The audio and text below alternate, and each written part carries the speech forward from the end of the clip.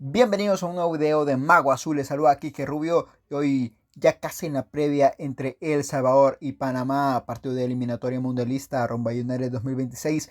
Vamos a hablar sobre Eriq Zavaleta y es de que el jugador del LA Galaxy habló con Hugo Pérez y explicó un poco las razones por las que él no viene a la selección y también unos cuantos recuerdos que tiene con la azul y blanco. Así que para saber toda esta información, quédate con nosotros y ahora sin más, vamos con el video.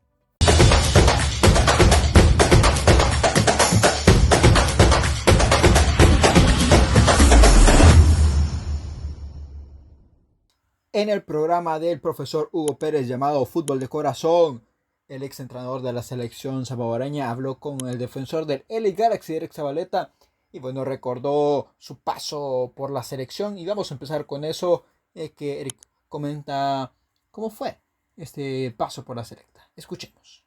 I think the first contact I made with them was when I was playing for Chivas, so in 2015, right? I had played for the U.S. national team for my whole youth. I felt like I owed it to them, and I think that they owed it to me to give me an opportunity. I turned 25, 26. That opportunity didn't came. I started to understand, okay, maybe I'm not going to be a part of this picture. I really thought after the 2017 season, I would get called in at least into a January camp. I thought I deserved it after the season I had. I thought I was one of the better young center backs in the country. So at the time, I'm playing for Toronto.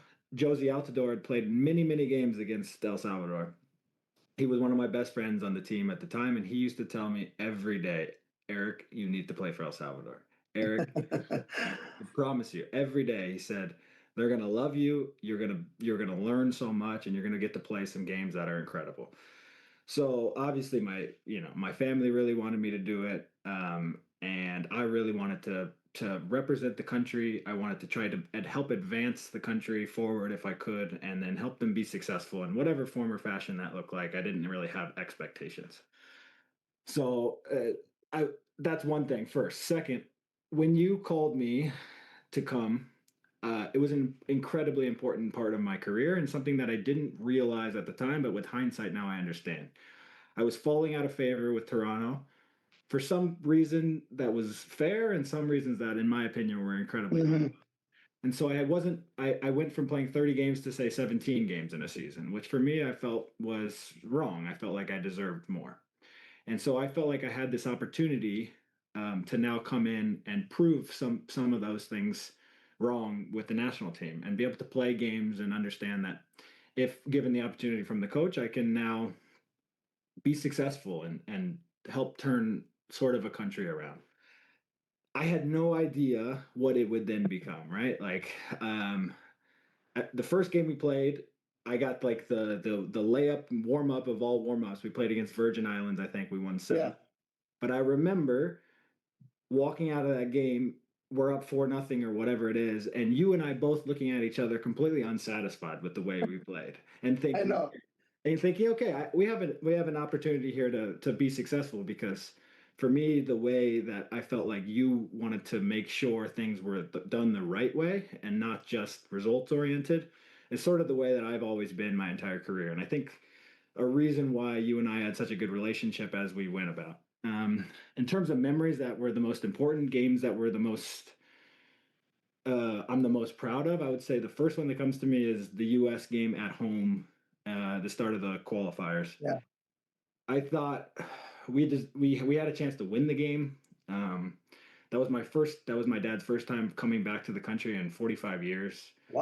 I'll always remember that national anthem as probably the best memory in terms of the fans and just understanding how much support they were really giving us. I mean, they were so incredibly loud in that moment that I got tears just being on the field. I think maybe that was the first moment I understood like, wow, what we're doing, what I'm doing here is really powerful.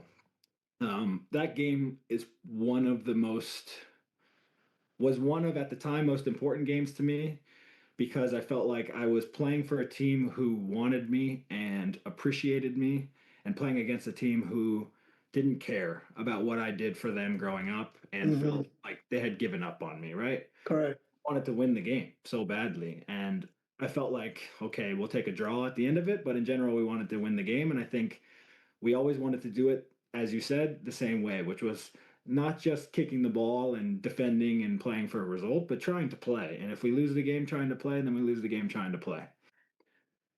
That game, I think the Korea game for sure. I mean, we had traveled so long. Yeah. We had just gotten our butt kicked by Japan. Mm-hmm.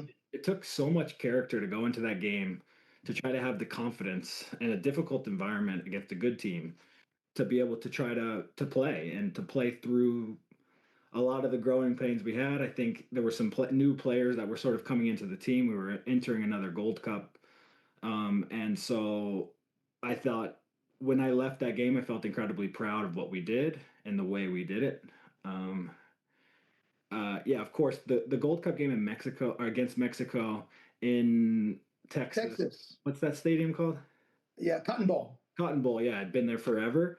Again, was another moment. There were so many Salvadorians there, and I've played so many games against Mexican teams, and I know that they outsell American fans, no problem. But there were more Salvadorians than there were Mexicans, and for me, that shows so much support. And so, those games stick out to me so quickly as games that, like, we wanted to play the right way. You always would come into me at halftime and say, "Keep playing. Like, don't be afraid to play," because it's easy to then kick the ball and keep playing for a result. And I had to try to galvanize everyone around me to have the confidence. But if I don't have the confidence to do it, then how is anybody else going to have the confidence to do it? And so I took a lot of that from you. And I also felt like it really helped the group play in the way that they want to play. And so I think those were some really big memories for me. Y ahora sí, siempre en este mismo programa Fútbol de Corazón, Eriq habla sobre su salida de la selección y por qué fue que él no regresó al azul y blanco. Escuchemos. I think there's so many. I will say this about my decision, that I think one thing, again, we talked about the timing of my career and also the way in which you respected me, to call me, to tell me how valuable you thought I was. You walked me through how you thought I could be a part of the team. When you left, that never happened again. Also, I felt like, in my opinion, this is all my opinion, the timing in which you were let go felt to me like we're done trying to compete for 26. We failed already. And I had gone there because I really wanted to try to make a World Cup. I went through qualifying, and to be able to do it again. I'm 33 and be convinced of an entire new project. I had to know that they understood the value of everything we did to that point to now set ourselves up for 26. And I felt like when they just made that decision, it felt like to me they were done with said project. And I was never ever convinced of another project. It felt like they're now, I think, figuring out who the players they want on the field on a daily basis. Right. Unfortunate for the coach, he's had a few months or 6 months or whatever to go. It's not his fault. Yeah, it's not his fault. And so I think that's a big reason. I think another reason for me is I want to arrive, like you just said. For me, I care about winning and I care about the national team, and I want to arrive in the best possible physical condition. And I played one game this year. That does not set myself up for the best success to be the best player I can possibly be on the field for the national team tomorrow or in a week or in 2 weeks. So for me, that also plays a factor into my decision, right? And so it's not just I'm mad at this or I'm mad at that or whatever. It's air. It's the last thing from that. For me, I care so much that I want to make sure it's correct, And so I'm incredibly proud of the time we had. I'm very thankful for what you did for us. I think the last thing you talked about in terms of trying to change things and how different it was from MLS, I think people should understand. I play for the Galaxy, who's the biggest name in MLS, and I fight them every day on improving conditions for players today in MLS. Yeah. So if you can only imagine how much you fought, and I know I fought for all the other players as well.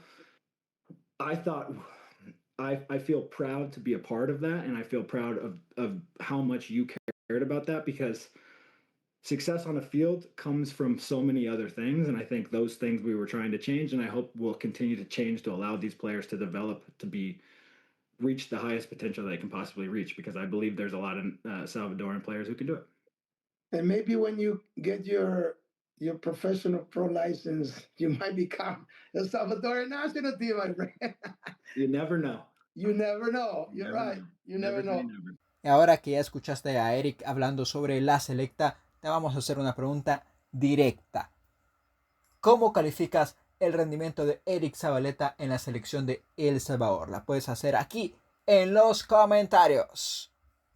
Y bueno, de esta forma me despido, sin antes agradecerles por llegar hasta esta parte del video. Les agradezco muchísimo. De igual forma, te puedes suscribir a nuestro canal, es absolutamente gratis. Le puedes dar like a este video, puedes comentarlo, puedes compartir este y muchos más videos junto con todos tus conocidos, además de seguirnos en todas nuestras redes sociales como Mago Azul.